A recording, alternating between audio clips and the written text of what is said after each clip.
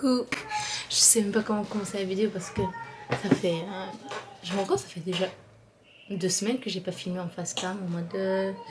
surtout pour filmer la deuxième partie. Comme vous avez dû se douter, donc je vais me préparer. Donc on est...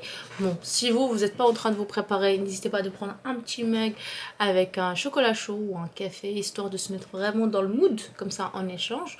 Même si je sais que c'est juste dans un sens. Mais bon, bien sûr, j'attends toujours votre retour en commentaire parce que ça me fait énormément plaisir de vous lire et d'échanger avec vous. Vous le savez très bien. Du coup, aujourd'hui, on va parler de postpartum. Impossible que je fasse une vidéo tranquille à la maison. Je suis désolée si vous entendez un peu de bruit parce qu'il y a les petites à la maison. Enfin, il y a la petite et le petit à la maison. Donc, comme à chaque fois, bien sûr. Bon, je pense que vous avez maintenant l'habitude de l'avoir s'incruster dans mes vidéos. Donc, c'est un peu aussi ça, mon mode de vie. Donc, je suis une maman, donc c'est un peu normal de l'avoir. Tu sais pourquoi je suis en train de m'excuser, là? Enfin, bref. Donc, on va parler aujourd'hui du postpartum. Just in case vous avez raté la première vidéo, je vous la mets juste là ou là, on verra bien. Donc je vais me maquiller et en même temps on va échanger. Du coup, ouais, je commence par la vitamine C parce que d'ailleurs je pense que j'avais déjà mis ma crème vitamine C. Bref, donc je commence toujours par ma brune. Quand je vous parle de postpartum, c'est surtout après l'accouchement, à savoir ça commence au moment où on est même en maternité. Et pour ma part, donc j'ai fait quand même, j'ai eu 2 grossesses, donc j'ai un vécu, une expérience. Et j'ai remarqué que pour ma première grossesse, alors il faut savoir que j'ai accouché en hiver, donc le temps n'était pas top, il faisait gris. Bah ça a joué sur moi en fait, mon moral. J'étais absolument pas bien. Au moment où j'accouche, en même temps vu tout ce que j'avais eu. Donc c'est pour ça que je vous ai dit, pour que vous puissiez vraiment comprendre ce que je vais raconter. Regardez d'abord ma première vidéo, après cliquez sur celle-ci pour comprendre de quoi je parle. Donc après tout ce que j'ai eu, ben, en fait quand j'étais dans la chambre, je me sentais pas bien. Et de plus, ma fille, en fait, au bout du 3e jour, au moment où ils font donc la pesée pour se préparer à la sortie, on se rend compte qu'elle fait la jaunisse. Je vous apprends rien du tout, de toute façon c'est très connu. Au pire des cas, faites une recherche sur Google parce que je vous mettrai en fait une petite recherche en description, comme ça vous n'avez pas besoin de chercher plus loin. Je vous mettrai ce que c'est que la jaunisse. Et du coup ils me disent, bah en fait on va vous garder un jour de plus, un jour de plus parce que du coup il va la mettre pas dans la couveuse, donc heureusement, mais plutôt dans un, c'est comme une sorte de sachet en fait où il y a la lumière bleue. Et donc c'est pas sûr qu'on sort le lendemain, mais on va attendre les résultats. Mais bon, pour le moment on reste un jour de plus. Donc il me garde. Donc moi déjà j'étais pas bien en fait pendant les 3 jours, j'avais vraiment envie de rentrer parce que j'ai l'impression d'être oppressée dans la chambre, je me sentais pas bien. On attend le 2e jour et là on nous dit en fait c'est pas très bon les résultats, enfin ça va, ça commence à baisser un peu, mais on n'a pas encore atteint le taux qu'il faut pour que vous puissiez sortir, donc là on va la garder encore un jour de plus. Dans tout, je suis restée quasiment 1 semaine en maternité. Donc j'étais vraiment pas bien et la sage-femme elle avait compris ça parce qu'elle me disait vous pouvez sortir, vous pouvez aller marcher. Je lui ai dit mais il fait froid donc je vais sortir où, je vais marcher où. Franchement flemme de sortir dans l'hôpital et voir des gens qui sont malades, ça m'affecte encore plus. Et du coup je suis restée enfermée pendant 1 semaine dans ma chambre. Je me rappelle très bien que le 3e jour quand on m'a dit que je pouvais pas rentrer, ben, je commence à pleurer. Je saurais pas vous dire pourquoi, enfin, si, sur le coup, je savais pas pourquoi, j'avais juste envie de pleurer. Je me sentais triste, mais genre au bout. Il faut savoir aussi, sur la même période, point de vue perso, pour celles qui me suivent sur Instagram, vous savez que j'ai été enceinte d'elle durant ma dernière année d'école d'ingénieur. Et ce qui fait que j'ai pas pu travailler juste après et en fait indirectement au fond de moi je me sentais comme si j'ai pas réussi à relever un défi. À savoir que j'ai quand même réussi mon année, j'ai pu avoir mon diplôme, mais le fait que j'ai pas pu travailler juste après, ça m'a affecté en fait. Il y avait une boîte, c'est là où je me dis en France, malheureusement, histoire d'égalité homme-femme, on est encore loin, parce que une boîte à laquelle j'ai postulé, je dirais pas le nom, sauf si vous venez encore dans mon genre. Ouais, de toute façon, on s'en fout, ils sont tous pareils. En fait, quand ils ont su, parce que j'étais en apprentissage, donc initialement, avant que je tombe enceinte, on m'avait dit que j'avais un poste et qu'ils ont ouvert spécialement pour moi. Mais quelques mois après, quand ils ont su que j'étais enceinte, enfin d'ailleurs moi-même je leur ai dit que j'étais enceinte, parce que moi il y a un truc, c'est que je suis pas là. Il y en a qui vont dire non mais il fallait être stratégique et ne rien dire. Oui mais à quoi ça sert, parce que je vais juste mentir, et je savais au moment où il fallait signer, bah, mon ventre on va bien le voir, donc ça sert à rien du tout. Donc je leur ai dit que j'étais enceinte, et comme par hasard ils ont attendu le moment où j'étais en congé pour signer le contrat avec une autre personne, et du coup ils m'ont lâché en fait comme ça. Pas vous mentir que ça m'a mis un coup. Et je me disais, je me rappelle très bien que ce jour-là, j'étais pas bien, et en fait, ça m'a pas du tout motivée à travailler. Et du coup, je me suis mise en arrêt, voilà. Ça s'arrête là parce que, et de toute façon, ils ont compris parce que ça m'a blasé une boîte me fasse ce coup. Donc, j'avais plus aucune envie de travailler pour eux. Donc, j'ai posé mon arrêt. De toute façon, c'était la fin de mon contrat d'apprentissage, et c'était la fin. Et puis voilà, chacun avait pris son chemin. Et d'ailleurs, avant, je me disais, en fait, si j'étais pas enceinte, j'aurais pu rester. C'est une bonne boîte. Honnêtement, c'est une grosse boîte en France. Elle est très très connue. Mais aujourd'hui, je me dis, franchement, même s'ils me disent, bah, on te propose un meilleur salaire, rien que pour le fait. Après, c'est sûr que c'est pas toute la boîte. Bon, c'était surtout mon manager, qui aujourd'hui apparemment qui est même pas sur le même poste.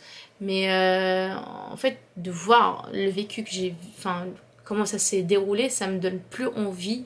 Même aujourd'hui, honnêtement, même si un jour je veux changer de poste, je postulerai pas du tout à cette boîte. C'était la petite parenthèse, donc voilà, vous comprenez déjà que tout le cheminement, j'étais pas bien déjà vers la fin de ma grossesse, et en plus de ça, quand j'accouche, bah en fait, j'ai eu les fameux baby blues, donc j'ai commencé à pleurer, pendant 15 jours j'étais pas bien, c'était la déprime, je me sentais pas capable de m'occuper de ma petite, et en plus de ça, bien sûr, elle faisait les coliques de nourrisson, donc autant de vous dire, tous les soirs à partir de 19h et pendant 2 heures, j'avais le droit à des cris de malade. J'avais l'impression qu'elle était en fait comme si on l'avait tapée, et en fait c'était simplement les coliques. Il faut savoir que tout ça s'est déroulé à l'instant T. Je me rendais pas compte que je faisais des baby blues.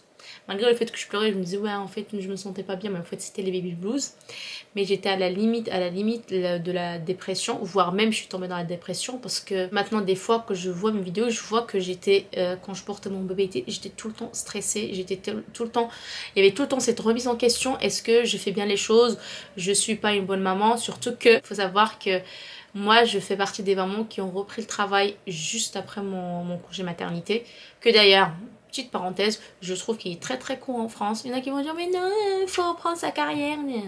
Franchement, c'est votre droit. Je respecte. Mais pour moi, je trouve qu'un nourrisson, un bébé, il a encore besoin de sa maman. Au moins pendant la première année. C'est dommage qu'en France, et que le mode de vie, comment il est fait, la maman se retrouve obligée. Il y en a qui ont envie de reprendre le travail, il y en a qui se retrouvent obligés de reprendre leur activité pour X raisons. Mais moi, du coup, je fais partie de cette branche-là qui a repris le travail très tôt, parce que de 1, pour ma propre carrière, de 2, pour ma défunte maman, parce qu'elle avait besoin de moi, de 3, pour notre foyer. Donc j'ai dû reprendre mon travail juste après le congé maternité. Ma fille, elle avait à peine, elle avait 2 mois pile poil.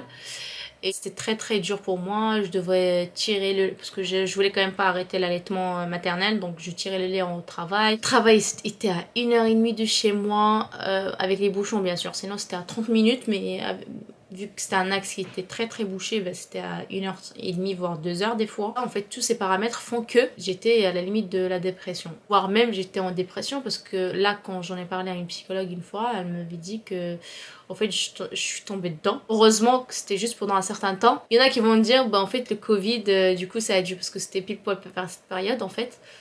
Ça m'a mis à un coup, mais en fait j'avais l'impression que c'était l'inverse, parce que du coup vers les 5 mois de ma fille, il y a eu le Covid et le confinement, et le fait que je suis restée avec ma fille et avec ma famille, du coup ma petite famille, c'est l'inverse, ça m'a aidé en fait de remonter un peu la pente, parce que je chutais pour de vrai.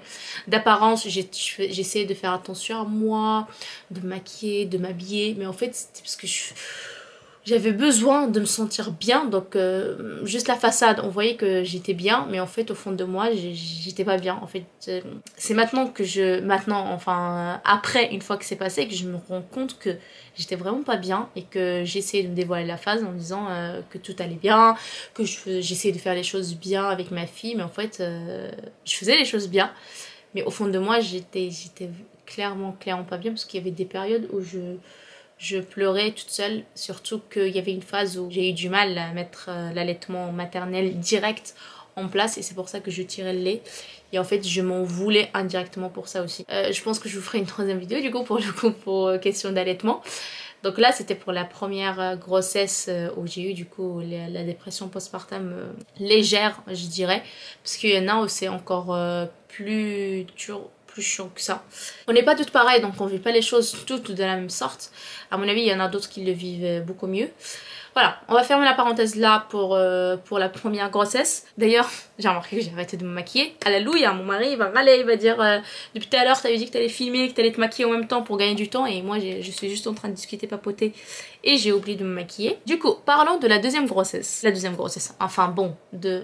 Ah, je ressemble à un clown, oui. On va parler de deuxième accouchement, partie postpartum. Pour ma deuxième grossesse, c'était pareil en fait. Pourquoi? J'étais prête, je m'y attendais. Je me disais, c'est normal, les baby blues, j'en aurai. Je vais commencer à pleurer, ça va sans raison. Et en fait, c'était le cas. Même depuis l'éternité, dans ma chambre de maternité, j'ai eu un petit problème, c'est que en fait, on m'a pas donné ma chambre individuelle dès le départ, parce que ça va dans mon département, il y a eu les hôpitaux, ils étaient très remplis. Et du coup, moi j'avais fait une demande pour une chambre individuelle. Et du coup, le premier jour, je me suis retrouvée avec quelqu'un d'autre. Et en fait, ça m'a mis un coup au moral parce qu'il faisait très chaud. Je pouvais même pas mettre la clim comme je voulais. Je pouvais pas, il fallait faire attention de ne pas faire beaucoup de bruit parce qu'il y a une personne qui est à côté. Il y en a qui arrivent avec ça, mais moi j'arrive pas. J'ai besoin de mon intimité à moi. Et du coup, bon, vu que je suis voilée, j'ai dû garder mon voile parce qu'il y avait son mari. Donc autant vous dire que j'étais étouffée. Et en fait, du coup, ça m'a un peu secouée. En fait, dès le premier jour, j'ai pas pu vivre juste après mon accouchement tranquillo à être en pyjama léger et à savoir ne pas mettre mon voile non plus. Après bon, heureusement que le deuxième jour, parce que mon mari il a râlé en fait en disant non mais je comprends pas, en plus c'était une clinique privée. On a payé pour se retrouver dans une chambre privée, dans une chambre seule, et là on se retrouve avec d'autres personnes, et là ma femme elle est absolument pas bien, donc là il faut qu'on change rapidement. Donc le deuxième jour on s'est retrouvé dans notre chambre, là c'est vrai que j'ai respiré, j'étais beaucoup mieux, mais je ne sais pas pour quelle raison je me suis mise à pleurer. Moi il me disait qu'est-ce que t'as et tout, et en fait je saurais pas vous dire pourquoi, mais voilà, c'est les fameux baby blues où je pense qu'il y avait aussi le fait qu'il y a la fatigue. Je me suis mise à pleurer toute seule comme ça dans la chambre. Je lui disais je me sens triste, une tristesse profonde. Tant en fait quand je suis rentrée chez moi, donc pour ma première grossesse par exemple j'avais la dépression parce que c'était lié à d'autres, en fait généralement pour moi c'est lié vraiment à ma vie perso, donc j'ai l'impression que ça a fait revivre tous les sentiments que j'ai en rentrant chez moi. Donc ça va là pour cette grossesse, enfin cet accouchement, je suis sortie au bout du 3e jour, malgré le fait que mon bébé il était à la limite de la perte du poids, mais il était à la limite donc ça allait encore parce qu'il a commencé à remonter la pente. Et on m'a saoulée en disant non mais on va vous garder un jour de plus, sauf que moi cette fois-ci vu que j'étais prête, je leur ai dit bah non je suis désolée, tous les paramètres sont ok, donc il n'y a rien qui dit que j'ai l'obligation de rester dans l'hôpital, donc moi je rentre.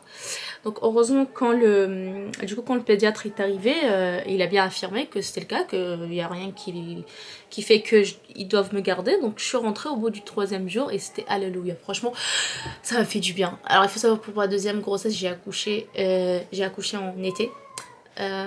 J'avais dit à J une fois que c'était voulu, et en fait oui je voulais absolument que j'accouche en printemps été, parce que rien que pour le beau temps, parce que pour ma première grossesse comme je vous ai dit, le temps aussi ça m'a mis un coup, le fait que je pouvais pas sortir, que j'étais obligée de rester à la maison, ça m'a mis un coup au moral. Et là je voulais absolument que ça soit en printemps été, et je vais pas vous mentir, ça m'a beaucoup aidé le fait de pouvoir sortir au moins. Moi pour ça que ça déjà, j'ai un petit balcon, du coup je sors dans mon petit balcon au moins prendre un petit café, un petit thé, et prendre un peu l'air, ça fait énormément du bien. Franchement pour moi en tout cas ça m'a, c'était un... je respirais en fait. J'avais des petites périodes où je chutais, où je pleurais, je me remettais en question. Mais pourquoi je me remettais en question? Pour celles qui me suivent encore une fois sur Instagram et qui me suivaient avant sur YouTube, parce que c'est vrai que j'avais retiré les vidéos parce que j'étais pas encore voilée. J'ai perdu ma mère suite à un cancer du sein métastasé au niveau du foie. Et en fait c'est là où en fait, pour la première grossesse, mon premier instinct, c'était de l'appeler quand j'avais une question. Quand je me réveillais, par exemple, je me réveillais tôt à cause du petit, bah, de la petite, elle était déjà réveillée parce qu'elle ne pouvait pas être là avec moi. Du coup, indirectement, elle était là avec moi, mais à distance. Et en fait ça me manquait tout ça. Oui, je vous ai dit, là, elle ne peut pas rester plus longtemps. Du coup ça me manquait. Et du coup je me mettais à pleurer comme ça, hein, parce que j'avais besoin qu'elle soit encore là, que je l'appelle, que je raconte un peu mes difficultés, qu'elle m'aide aussi, qu'elle me passe ses astuces. Mais là, il y avait pas cette personne. Enfin, cette personne, il n'y avait pas ma mère. Parce que malheureusement, elle n'est pas du tout remplaçable. J'ai mes sœurs, j'ai ma grande sœur aussi qui est au Maroc. Ma grande sœur, enfin, je suis l'aînée, hein, donc elle vient juste après moi. Du coup, il y a elle que j'appelle, du coup, ça me fait quand même plaisir. Mais je sais pas si vous voyez ce que je veux dire. En fait, j'avais ce vide en moi et que je ressentais encore plus suite à ma deuxième grossesse. Mais voilà, le petit, il a 5 mois. J'ai vraiment dépassé la phase. Je sais pas. Je pense que c'est grâce surtout au temps. J'ai pas chuté dans la dépression et au fait aussi que j'ai pas repris mon travail. Je suis encore en congé parental. Tout en fait ça m'a aidé à relever un peu le truc. Donc j'ai eu surtout les baby blues, mais je suis pas tombée en dépression, alhamdoulilah. Sinon c'est quelque chose. C'est vrai que c'est un sujet quand même un peu tabou parce que généralement les gens il y en a très peu qui en parlent. Il y en a beaucoup qui ont honte d'en parler. Alors que je trouve que ça c'est tout à fait normal d'en parler. Je vais essayer de faire l'eyeliner et je reviens parce que là ça va pas le faire sinon.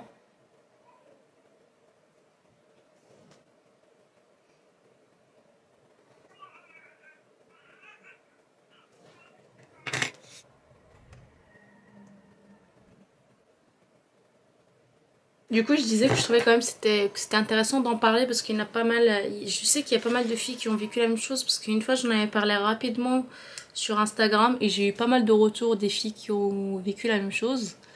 Et c'était juste pour vous assurer que c'est tout à fait normal. On est plus ou moins toutes passées par là. Enfin, les mamans, bien sûr, je parle. Et que si vous vous sentez pas bien, n'hésitez surtout pas à en parler à votre entourage. Ça aide énormément. Moi, pour ma deuxième grossesse, je le faisais pas beaucoup. Par exemple, j'en parlais pas beaucoup à mon mari pour ma grossesse. Je lui disais pas tout. Je gardais mes peurs pour moi et mes inquiétudes. Mais pour ma deuxième grossesse... non, je me disais, c'est pas grave parce que c'est mon bien-être avant tout. Si mon bébé, je veux qu'il soit bien, il faut que la maman soit bien. Et ça, c'est vrai. Et il faut pas écouter les autres d'ailleurs. C'est vrai qu'il y en a pas mal qui disent, ouais, mais pourquoi tu l'as mis que au bras? Mais non, mais je crois que t'as pas assez de lait. Non, mais je crois que ceci. Je suis désolée, je prends une tête un peu bizarre. Mais c'est la vérité aussi. Et c'est l'inverse en fait qu'il faut faire. Il faut pas dire à la personne, bah non, il faut pas la remettre en question.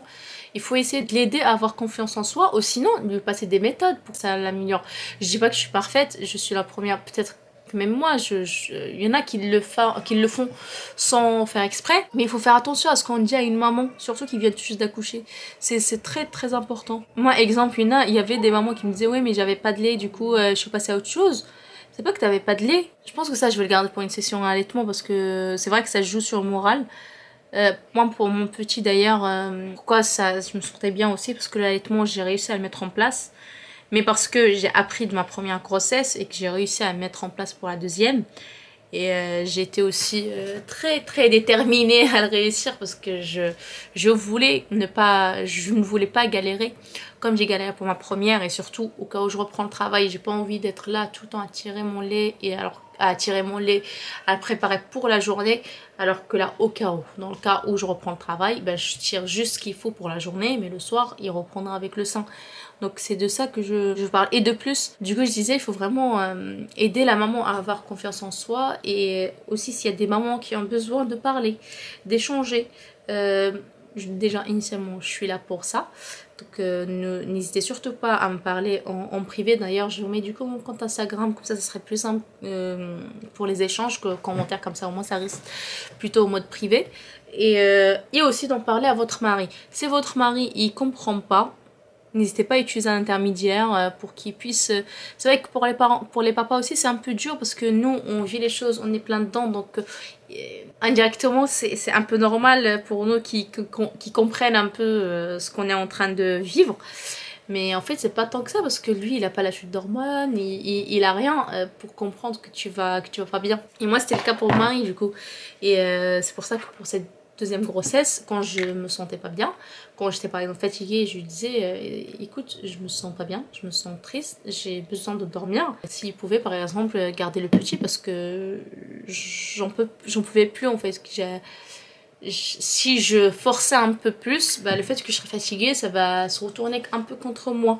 Surtout que j'étais encore dans la phase de chute d'hormones. À savoir, c'est pendant la chute d'hormones, elle dure 6 mois, voire 1 an, il me semble, un truc comme ça.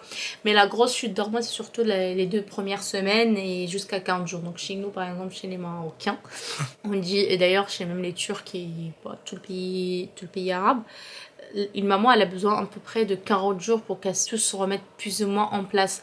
Donc parmi eux il y a la chute d'hormones. Et c'est vrai parce que moi j'ai remarqué au bout de 40 jours je me sentais... J'avais l'impression comme s'il y avait un poids en moins. Je ne saurais pas comment l'expliquer autrement. Mais voilà. Bon bah je pense que c'est tout pour moi. Si vous avez des questions, n'hésitez surtout pas à me les poser en commentaire. Ou sinon en privé comme je vous ai dit sur mon Instagram. Comme ça nous permettra d'échanger sur d'autres divers sujets. Et si vous avez des propositions de vidéos, n'hésitez surtout pas à me les communiquer en commentaire. Ça me fera énormément plaisir de vous créer, ça me fait énormément plaisir de créer des contenus qui vous conviennent et surtout que vous voulez voir. Sur ce, je vous dis à très bientôt et on se rejoint pour la prochaine vidéo. Je sais pas quand est-ce que je vais poster celle d'allaitement, je vous le ferai assez rapidement je pense. Et je vous dis portez-vous bien et à très bientôt. Bisous.